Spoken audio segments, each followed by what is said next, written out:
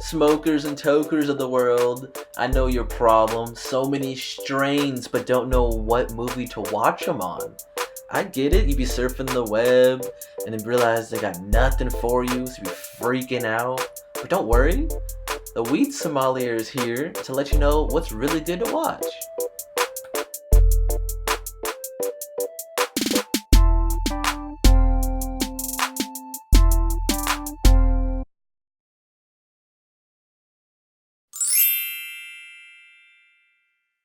Lieutenant, sir, why are we here? It's zombies again. I'm on a hybrid right now, so let's go with some movies that definitely match the hybrid feel. First one for me is Little Monsters. It was one of these movies that when you first watch it, you think it's going to be something you expect of a zombie movie, something that, yeah, you know, they're going to win, maybe they're going to lose, but it's going to be just gory. And I found this to be one of the more realistic movies for zombies, which is odd to say. On a hybrid, I was laughing at the jokes while also pointing out the things that were just little meta commentary. My favorite parts were definitely Lupita Nyong'o. Her performance was amazing as a kindergarten teacher. It just grabbed your attention. The only problem though is the kids can get a little bit of annoying, but that's only because I'm that type of person. But that's only because I want something bigger out of my kids. I don't want them to just be kids that when you watch it, they're like, oh, they should have died, obviously. But that's only because I want a realistic version of a kid. So that's just me on that part.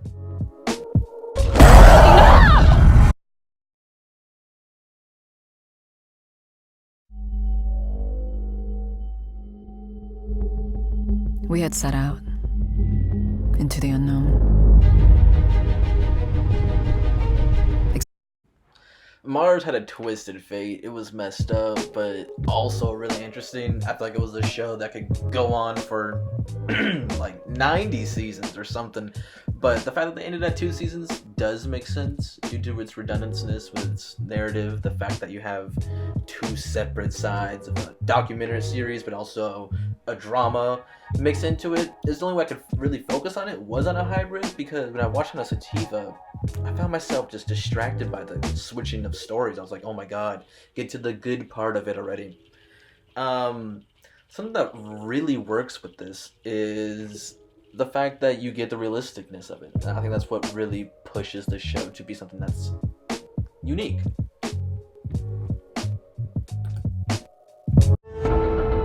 John Demjanjuk, he was a family man. He was living the American dream. He was a good American citizen. Up until the government came along and said he was Ivan the Terrible.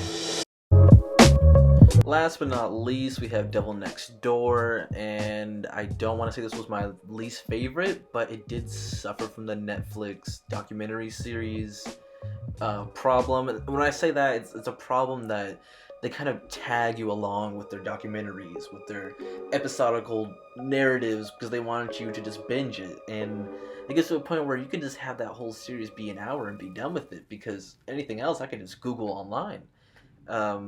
But other than that, the concept is interesting, and it's something that I found myself really curious about, but not enough to want to watch it consistently without watching it while iPhone watching it. Which is when you watch something while also, you know, be on your phone. Hey, if you made it this far in the video, you are a gentleman and a scholar, or a lady and a diplomat. I don't know what to say for that. But if you made it this far, thank you so much. This is the first in a long series that I plan to do, where I'm gonna get a couple of videos of some movies in depth that I felt need a little bit more discussion than not just post on Instagram. Make sure you can follow me on Instagram, listen to my podcast, Blunts and Blockbusters, and if you want to be a guest, please DM me, let me know, because I need guests, people who smoke weed, who want to watch movies or TV shows, anything of that nature. Deuces, magooses.